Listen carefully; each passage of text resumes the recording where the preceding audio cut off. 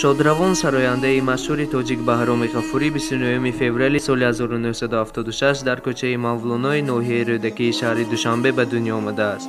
Дар кӯдакӣ Баҳром 3 бародар ва 2 хоҳар дошт. Баҳром соли 1990 хонадор шуда 4 фарзанд дошт. Аз онҳо яке Анушервон ва дигаре Эҳсон мебошад. Баҳроми Ғафурӣ дар санъат бо суруди «Умри ман мераваду ёди ту ҳаргиз наравад» машҳур гашта буд.